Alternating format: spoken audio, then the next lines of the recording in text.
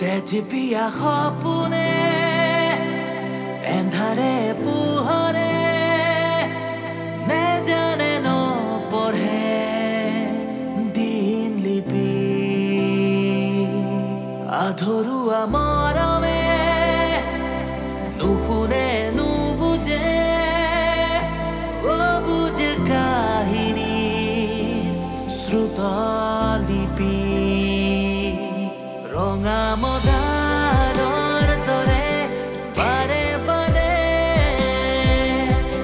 তেজে তেজে বৈ বৈ হাঁহে কান্দে অলকানন্দা অলকানন্দা অলকানন্দা বয়ে থাকা অলকানন্দা অলকানন্দা অলকানন্দা বয়ে থাকা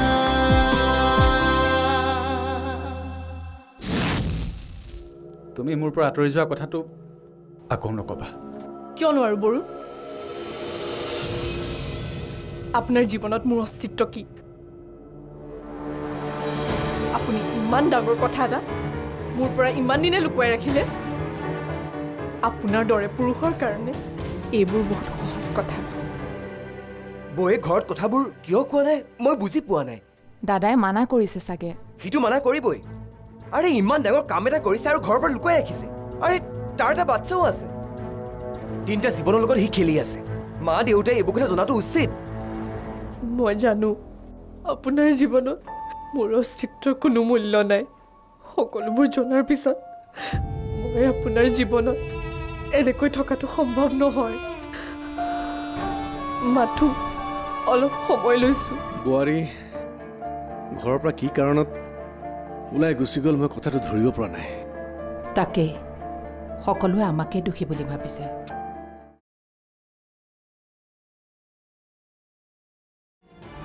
তই এনেকৈ বৌক প্ৰতাৰণা কৰাৰ পিছতো যিজনী মানুহে এটা শব্দও নকলে আনকি তোৰ কথা চিন্তা কৰি মা দেউতাকো এইবোৰ কথা একো নকলে আৰু আমাকো ক'বলৈ মানা কৰিলে তই ভাবিছা সেই মানুহজনী কেনেকুৱা হ'ব লাগিব বৌৰ লগত তই কিয় এনে কৰিলি হ'ব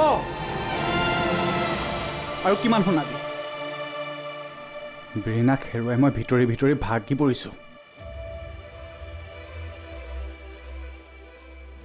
পদে পদে উপলব্ধি কৰিছোঁ যে মই ভুল কৰিলোঁ আৰু কিমান অনুশোচনা কৰিম তই যে তোৰ নিজৰ ভুলবোৰ উপলব্ধি কৰিব পাৰিছ তাৰ কাৰণে মোৰ ভাল লাগিছে কিন্তু তোৰ নিচিনা মানুহ এটা এনেকুৱা ভুল কিয় কৰিলি বিবাহিত হৈও তই বীণা মোক বিয়া কৰাই বীণা মোৰ জীৱনটো কিয় ধ্বংস কৰি পেলালি তই এইবোৰ নুবুজিবি আৰু তই জানিবও নালাগে মাত্ৰ এটা কথা জানি থ যে মই বহুত ডাঙৰ ভুল কৰি থৈছোঁ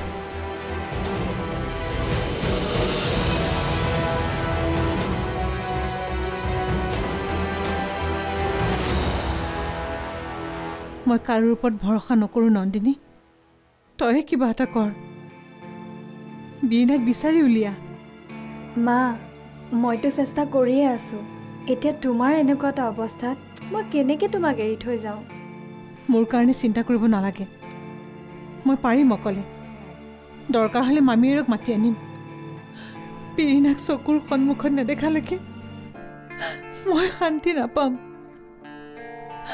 মা ধৈৰ্য ধৰাচোন তোমাক ডক্টৰে ষ্ট্ৰেছ ল'ব মানা কৰিছে এনেকৈ ষ্ট্ৰেছ লৈ থাকিলে তুমি কেনেকৈ সুস্থ হৈ উঠিবা তাই কিয় এনেকৈ আমাক এৰি থৈ গুচি গ'ল কিয় কাৰণো নক'লে মা এনেকুৱা সিদ্ধান্ত ল'বলৈ নিশ্চয় শহুৰেকৰ ঘৰখনে বাধ্য কৰাইছে মই এদিন যাম তেওঁলোকৰ ঘৰলৈ খবৰ ল'ম আৰু বাক সোনকালে বিচাৰি উলিয়াম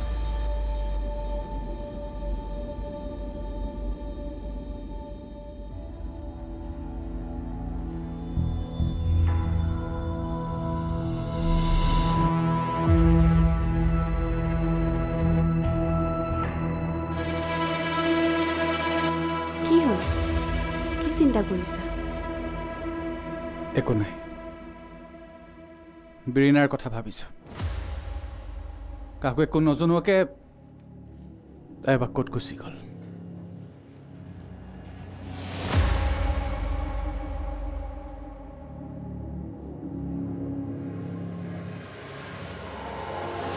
ভালেই হৈছে দিয়া নিজে গুচি গ'ল, নহ'লে পিছলৈ অসুবিধা বাঢ়িলহেঁতেন।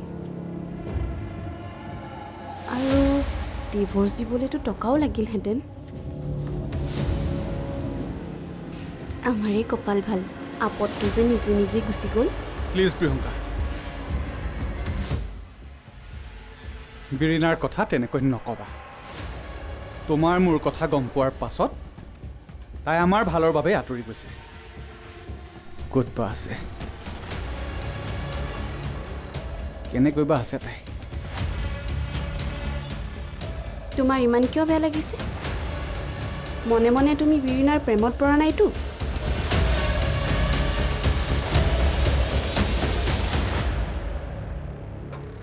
আগতে দেখোন বৰ ডাঙৰ ডাঙৰ কথা কৈছিলা, মই থাকোঁতে তোমাৰ জীৱনত কোনো বিৰিণাই স্থান ল'ব নোৱাৰে বুলি। কিন্তু বিৰিণাৰ প্ৰতি মোৰ দায়িত্ব আছে। কি দায়িত্ব আছে তোমাৰ? পাহৰিলা নেকি কি চৰ্ত আগত ৰাখি তুমি তাইক বিয়া পাতিছিলা? পাহৰা নাই, মোৰ সকলো মনত আছে। তেনেহ'লে তোমাৰ লগত এইবোৰ কথা তৰ্ক কৰি একো লাভ নাই। তইতো ভাল, মই যাওঁ।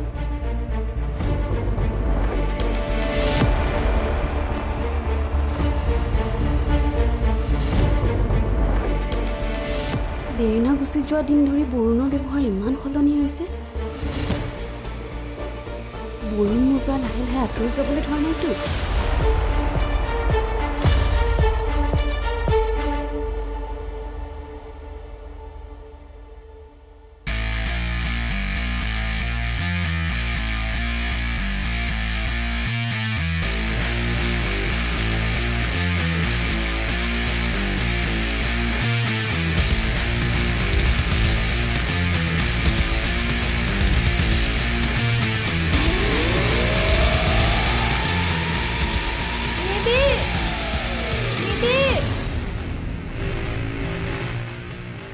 ব'লা ব'লা ব'লা ব'লা দাদা, ব'লকচোন, ব'লক ব'লক, অলপ সোনকালে চলাওক। কৈ আছোঁ আগতে ইয়াৰ পৰা ব'লা, যিমান পাৰে সোনকালে যাওক দাদা।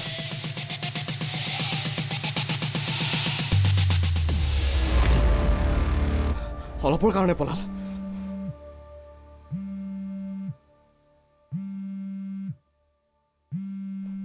হেল্ল', তাক ধৰিব নোৱাৰিলোঁ, পলালে।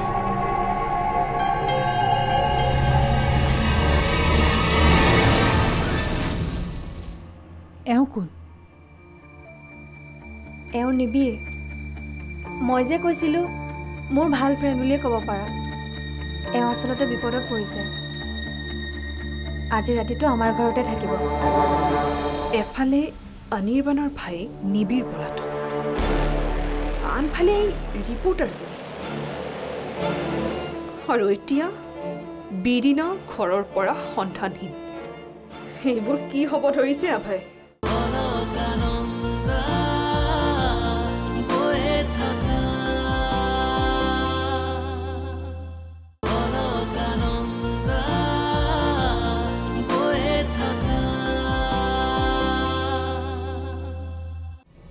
নন্দিনী, তোমাক বহুত বহুত ধন্যবাদ। আজি যদি তোমাক লগ নাপালোহেঁতেন মোৰ সাংঘাতিকভাৱে বিপদ হ'লহেঁতেন। দেখিছিলা নহয় সেইকেইটাই মোক কেনেকৈ দৌৰাইছিল। কিন্তু কিয়? এইবোৰ বহুত কথা। শুনাচোন, আজি এই নিশাটোৰ কাৰণে মোক ক'ৰবাত আশ্ৰয় লাগে। ঠিক আছে, মোৰ লগত ব'লক। ব'লা। এওঁ কোন? এওঁ নিবিৰ। মই যে কৈছিলোঁ মোৰ ভাল ফ্ৰেণ্ড বুলিয়ে ক'ব পাৰা। এওঁ আচলতে বিপদত পৰিছে। আজি ৰাতিটো আমাৰ ঘৰতে থাকিব। আপুনি বহক, আপুনি আজি ইয়াত নিশ্চিন্ত মনেৰে থাকিব পাৰিব। তুমি বহাচোন।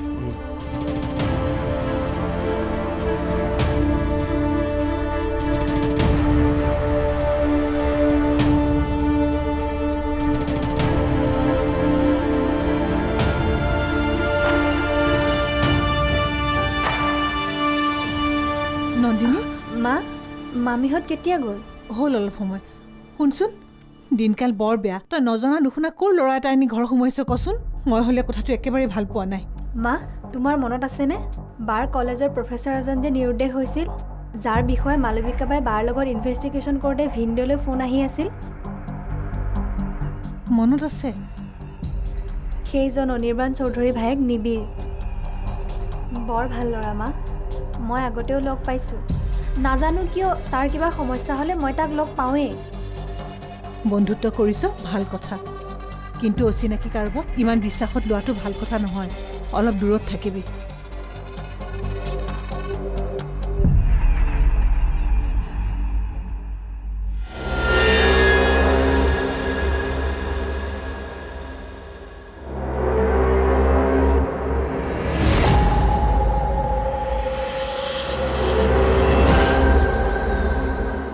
ৰবি,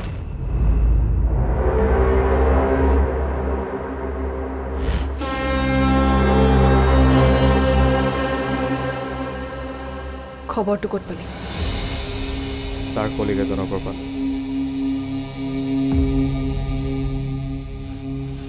মই জানিছিলোঁহি যে এনেকুৱা কিবা এটা নিশ্চয় হ'ব।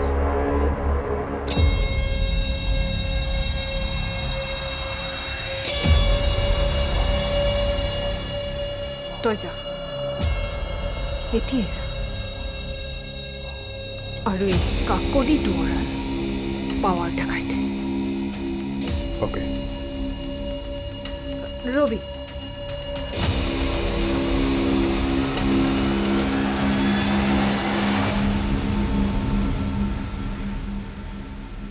এফালে অনিৰ্বাণৰ ভাই নিবিৰ পলাতক, আনফালে ৰিপৰ্টাৰজনী,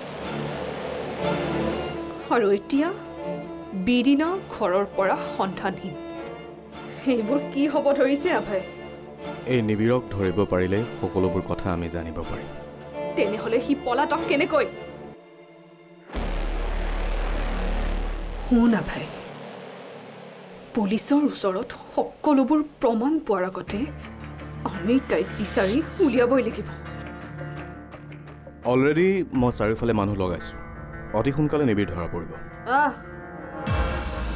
অকল নিবিৰ নহয়, বিৰিনাৰ সন্ধানো পাব লাগিব। বুজিলি? অ'কে, যা এতিয়া।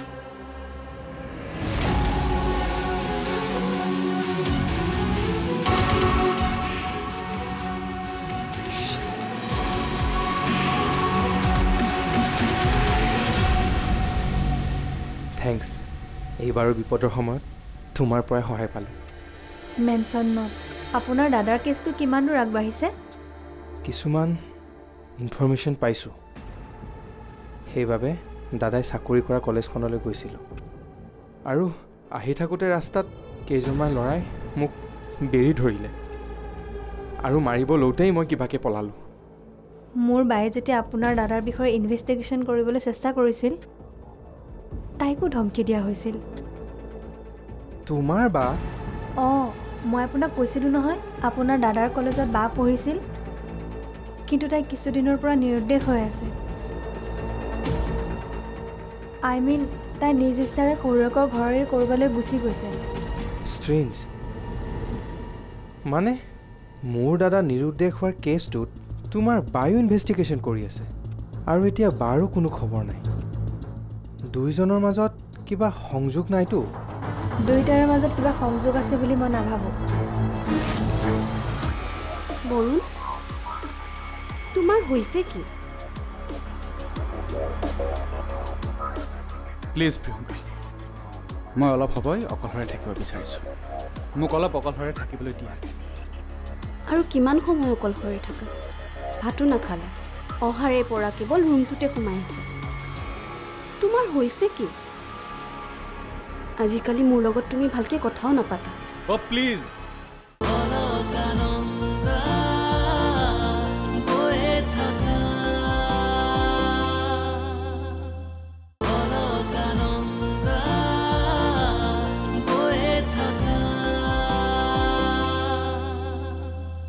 মোৰ দাদা নিৰুদ্দেশ হোৱাৰ কেছটোত তোমাৰ বায়ো ইনভেষ্টিগেশ্যন কৰি আছে, আৰু এতিয়া বাৰো কোনো খবৰ নাই। দুইজনৰ মাজত কিবা সংযোগ নাইতো দুইটাৰে মাজত কিবা সংযোগ আছে বুলি মই নাভাবোঁ বাৰ ব্যক্তিগত সমস্যা কিছুমান আছিল সেইবাবে তাই এনেকৈ গুচি গ'ল জীৱনটো নতুনকৈ আৰম্ভ কৰাৰ চেষ্টা কৰিছিল নিশ্চয় চাগে তোমাৰ বাই জীৱনত সুখী হ'ব পৰা নাই নহ'লে এগৰাকী বিবাহিত মহিলাই এনেকুৱা সিদ্ধান্ত নলয় ময়ো ভাবিছোঁ মোৰ সম্পূৰ্ণ সন্দেহ ভিনদেহঁতৰ ঘৰখনৰ পৰা বায়ে নিশ্চয় কষ্ট পাইছিল সেইবাবে তাই সকলো এৰি থৈ গ'ল আনকি আমাৰ মাজৰ পৰা আঁতৰি যোৱাৰ সিদ্ধান্ত ল'লে ভাবিলে বেয়া লাগে তাই মনৰ অৱস্থা আমি বুজিবলৈ চেষ্টা নকৰিলোঁ তাই নিজকে সুখী বুলি কৈ থৈ গ'ল আৰু আমি বিশ্বাস কৰি ল'লোঁ এই মুহূৰ্তত তোমাক কি বুলি সান্তনা দিম মই বুজাব নোৱাৰোঁ আচলতে দুয়োৰে পৰিস্থিতি একেটাই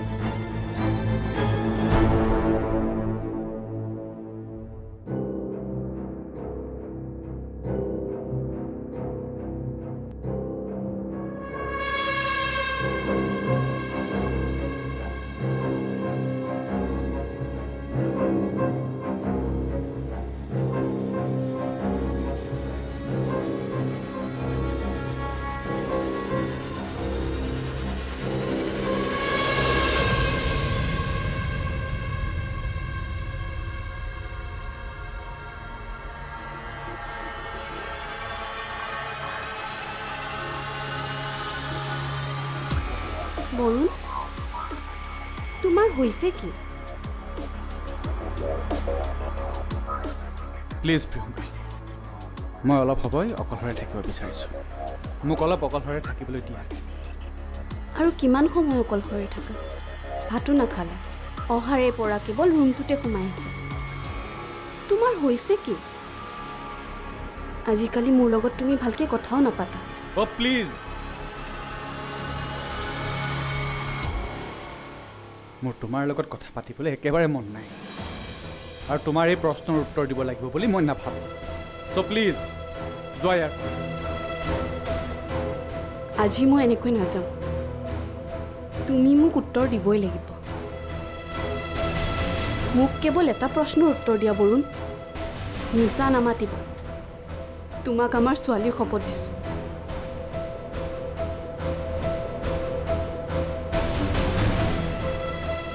তুমি বীৰিনাক ভাল পোৱা কোৱা বৰুণ তুমি বীৰিনাক ভাল পোৱা নে নোপোৱা কোৱা তোমাক আমাৰ ছোৱালীজনী শপত দিছোঁ তুমি ক'বই লাগিব অঁ মই বীৰিনাক ভাল পাওঁ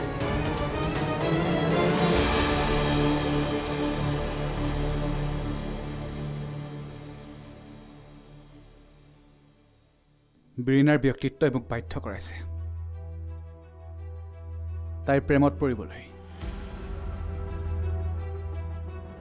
বৰুণ কেইদিনমান আগত অহা ছোৱালীজনীৰ তুলনাত আমাৰ ইমান বছৰৰ সম্পৰ্কটো সৰু হৈ গ'ল